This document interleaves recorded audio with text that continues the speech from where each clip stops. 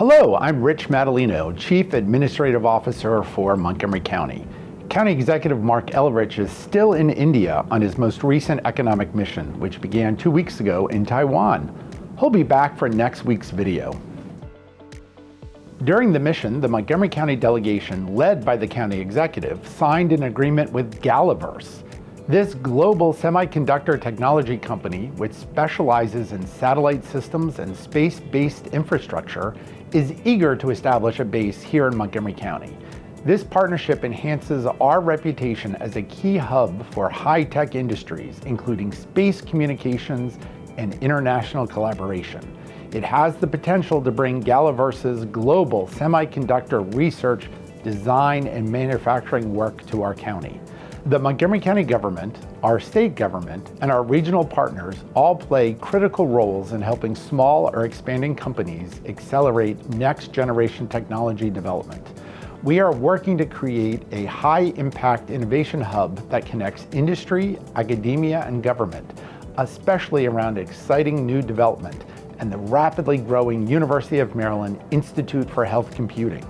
Meetings and agreements with international partners, such as those our delegation secured while in Taiwan, are among the ways we create more highly skilled jobs here in Montgomery County.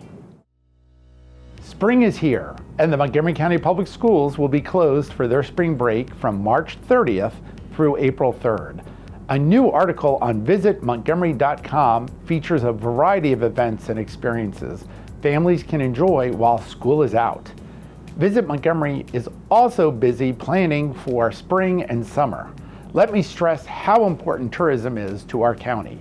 Visitors spend nearly $2 billion in our local economy each year. Our most recent annual report looking at 2023 showed 8.6 million visitors to our county. Visit Montgomery plays a key role in marketing our county to visitors and residents. More recently, they've also become a resource for residents coordinating, collaborating, and communicating our strengths to every audience.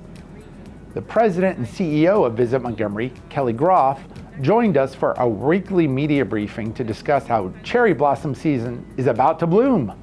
Next week will be a perfect time to take advantage of the 1,200 cherry trees in Bethesda's Kenwood neighborhood. Another beautiful option is Brookside Gardens, not only to check out the trees, but also the returning butterfly experience starting April 1st. Established in 1959, the Brighton Dam Azalea Garden is home to over 22,000 azalea bushes, over 5 acres in a forest setting. You can find that garden open 7 days a week from 7 a.m. to sunset in the Brookville area. The garden is maintained by WSSC Water.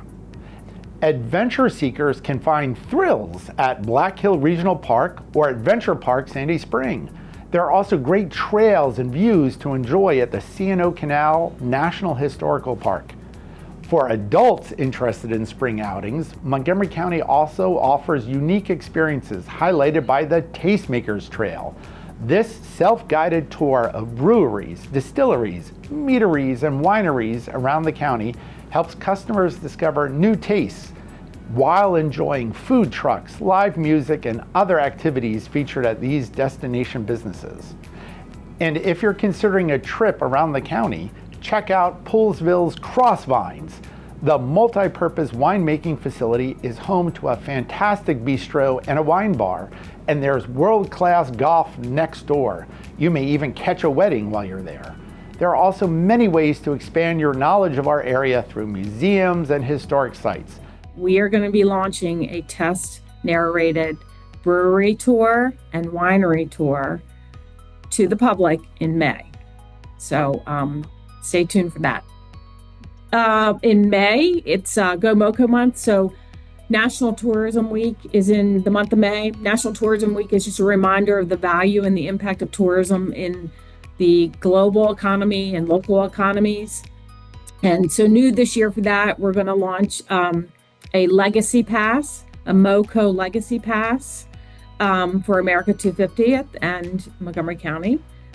So you'll be able to learn more about experiences in the county that help remind us of our history, like Josiah Henson Museum, Clara Barton, Glen Echo. So that'll be up and available all summer. I encourage you to visit Montgomery.com for more ideas. On Tuesday, the County Council unanimously passed the County Values Act. This law establishes how Montgomery County interacts with the U.S. Immigration and Customs Enforcement Agency by restricting its ability to conduct activities in county-owned public spaces. One main objective is to establish community trust by clearly separating county services from federal immigration enforcement. It emphasizes that judicial warrants are required for immigration enforcement actions and reinforces our values of equity, inclusiveness, dignity, and justice. Here's what the new law does. It requires the county executive to create and publish guidance for all county departments on how to respond to ICE actions. Departments must adopt policies consistent with this guidance, including training and protocols. It restricts ICE access to non-public areas of county facilities unless agents can present a valid federal judicial warrant. It prohibits the use of county-owned or county-controlled parking lots, garages, and other vacant lots for civil immigration enforcement activities. The County Values Act maintains compliance with federal law by allowing lawful exchanges of information on immigration or citizenship status, while ensuring that county facilities and property are not used to support civil immigration enforcement, except under specific limited circumstances. During the March 3rd public hearing, we heard strong support for this and similar measures. Residents spoke about real fear in the community that impacts their daily lives. We heard stories of residents feeling forced to self-deport and of high school students dropping out. Once the bill is signed, the county will work to install clear signage on county properties that have been or could be used for immigration enforcement. We will also expect county staff to report unauthorized use of county property by ICE. The county will also provide template signage for private businesses that want to restrict ICE access to non-public areas. Keep an eye out for those signs. This act, together with the Trust Act, will help prevent immigration enforcement from staging in county spaces and should help ensure all residents feel safe enough to access county resources. It is the correct thing to do to protect everyone's right to live, work, and call our community home. I want to thank WSSC Water for its work over the last several days to address a sewer collapse on Liberty Mill Road near Germantown Elementary School. The top of the pipe failed, but the sides and bottom remained intact, preventing any wastewater from spilling. Drinking water was never impacted. Crews responded within minutes and secured the site.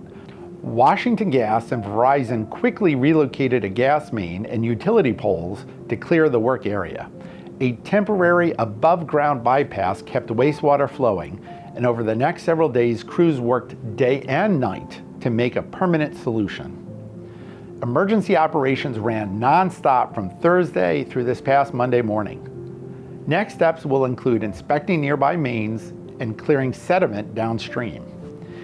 If you're concerned with the condition of water or sewer pipes, reach out to WSSC Water 24 hours, 7 days a week by calling 301-206-4002 or emailing emergencycallcenter@wsscwater.com or through the WSSC Water mobile app. I want to thank everyone who attended Montgomery County Public Library's MoComCon event this past weekend.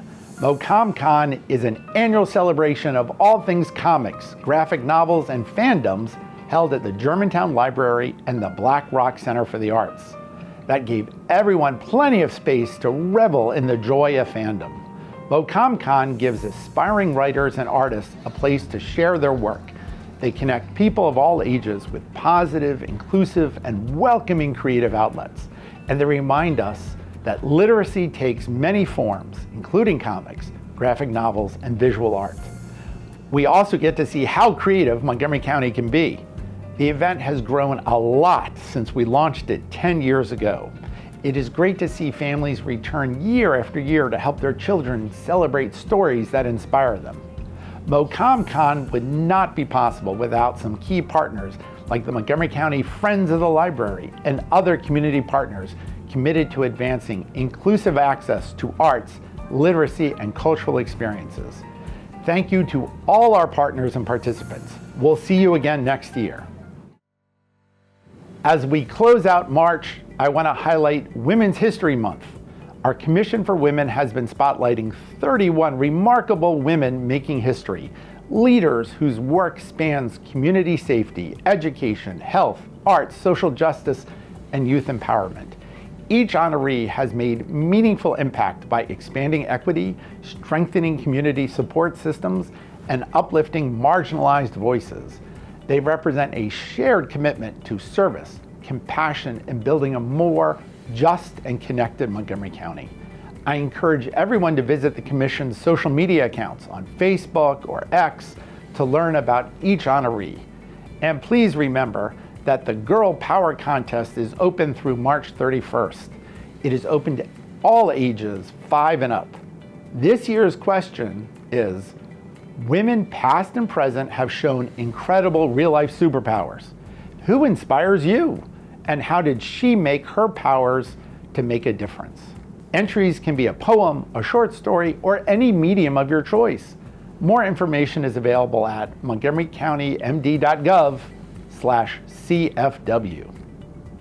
That's a wrap for today. I hope you have a great weekend, and remember, enjoy a safe and happy spring break.